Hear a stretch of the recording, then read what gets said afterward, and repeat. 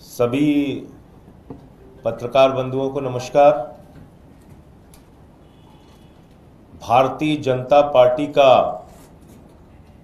और मोदी सरकार का गंदा खेल फिर शुरू हो गया है।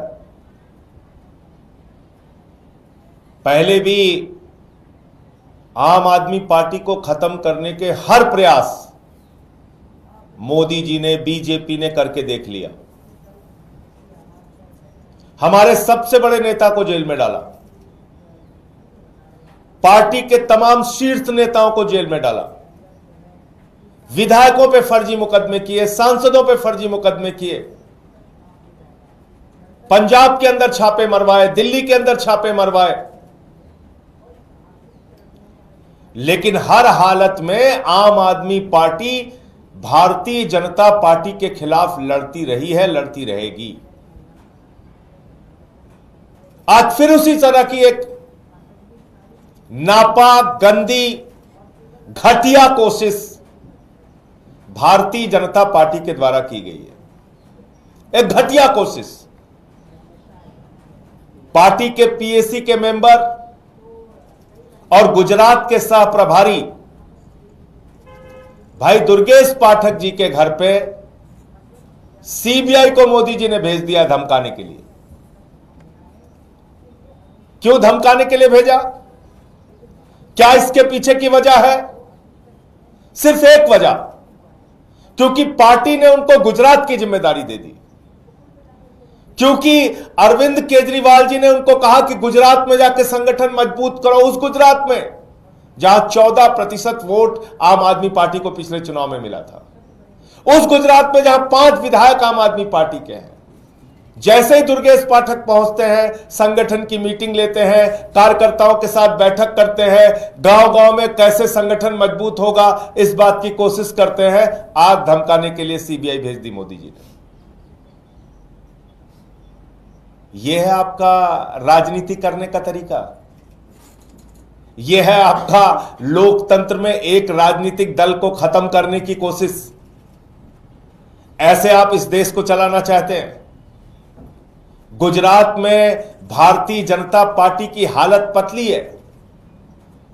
गुजरात में बीजेपी की सरकार से वहां की जनता असंतुष्ट है और उनको एक नई पार्टी से, जो इस देश में बदलाव की राजनीति की बात करती है, उस पार्टी से उम्मीद है। और उसके संगठन की मजबूती के लिए दुर्गेश पाठक को काम दिया गया। आपने सीबीआई धमकाने के लिए भेज दिया। यह बीजेपी की बौखलाहट को दर्शाता है। यह दर्शाता है कि मोदी जी का गढ़ गुजरात सुरक्षित नहीं है। वह पार्टी की हार की संभावना उनको दिख रही है। तो इसलिए मैं साफ तौर पे कहना चाहता हूं कि आप लोगों ने पहले भी बहुत कोशिश करके देख ली।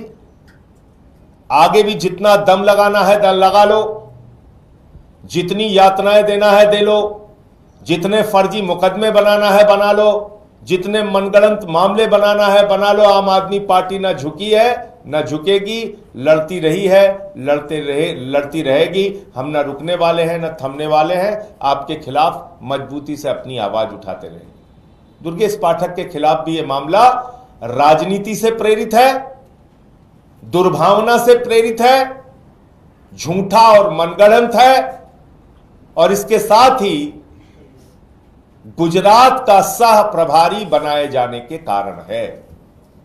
इसके अलावा कोई कारण नहीं। तो मुझे इतनी बात कहनी थी। आम आदमी पार्टी पूरी मजबूती के साथ दुर्गेश पाठक जी, उनके परिवार के साथ खड़ी है और हमने हर लड़ाई का सामना, बीजेपी के हर जुल्म और जाति का सामना किया है, आगे भी करते रहेंगे। आपके कोई प्रश्न आप पूछ सकते हैं। विदेशी फंडिंग से जुड़ा मामला बताया जा रहा है कि कल ही इसमें एफआईआर हुई, आज सीबीआई पहुंची। तो क्या आपको जानकारी है इस मामले को लेकर, अगर आप बता पाएं? देखिए, ये बड़ी अजीब बात है। पहली बात तो मुझे पूरी जानकारी नहीं है कि किस मामले को लेके ये सीबीआई धमकाने पहुंची है। लेकिन आप बताइए, अगर आपकी बात मान लूं तो यह मामला कब से उधेड़ बुन किया जा रहा है?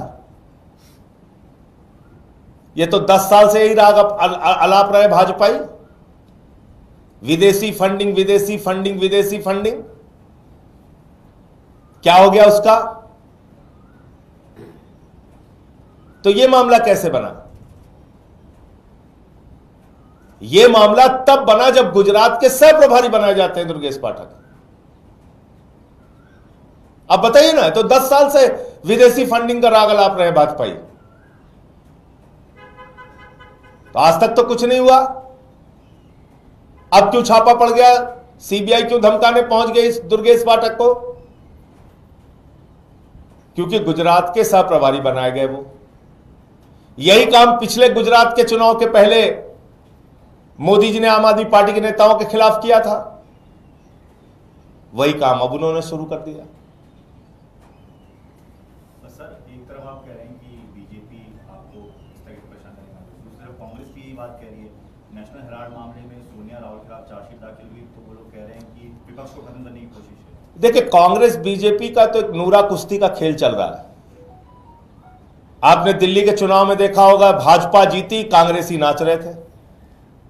जीती थी भाजपा, नाच रहे थे कांग्रेसी। तो उनका तो नूरा कुश्ती का खेल चल रहा है। कभी आपने सुना हो राहुल गांधी के घर ईडी सीबीआई का छापा, सोनिया गांधी के घर ईडी सीबीआई का छापा? आप बताइए मुझे। रॉबर्ट वाड्रा से 5-6 घंटे पूछताछ होती है, उनको छोड़ दिया जाता है। आम आदमी पार्टी के नेताओं को पकड़ते हैं, 12-12 घंटे, 20-20 घंटे, 3-3 दिन पूछताछ करते हैं। तो ये तो नूरा कुश्ती का खेल साफ तौर पे दिख रहा है। धन्यवाद। वक्फ को लेके आज भी सुनवाई हुई है और कल काफी अहम सुनवाई हुई थी। मुझे लगता है कि माननीय सुप्रीम कोर्ट ने बहुत सख्त टिप्पणी की है वक्फ कानून को लेके, और उससे केंद्र सरकार को यह समझ जाना चाहिए कि उन्होंने एक गैर संवैधानिक बिल संसद के अंदर पास किया है। और मुझे लगता है कि माननीय सर्वोच्च न्यायालय ने जिस तरह से जिन बिंदुओं का संज्ञान लिया है कल की अपनी हियरिंग के दौरान, सुनवाई के दौरान, निश्चित रूप से आज एक सकारात्मक निर्णय आने की सबको उम्मीद है, इस देश के लोगों को उम्मीद है। सर, गुजरात के चुनाव तो 2 साल बाद है, 2027 में, पर अभी एमसीडी के मेयर और डिप्टी मेयर के चुनाव, उसके लिए आपकी क्या तैयारी? वो तो अभी है। देखिए, एमसीडी के मेयर के चुनाव में आम आदमी पार्टी अपनी रणनीति बना रही है, उसको हम अलग से उसके बारे में आपसे बातचीत करेंगे। हमारा मेयर है इस वक्त एमसीडी में, लेकिन वहाँ पर भी इन्होंने वही गंदा खेल तोड़ फोड़ का वो किया, सबको पता है। हमारे पार्षदों को तोड़ने का काम किया, कहीं एमएलए तोड़ते हैं, कहीं एमपी तोड़ते हैं, कहीं पार्षद तोड़ते हैं, तो काम किया उन्होंने।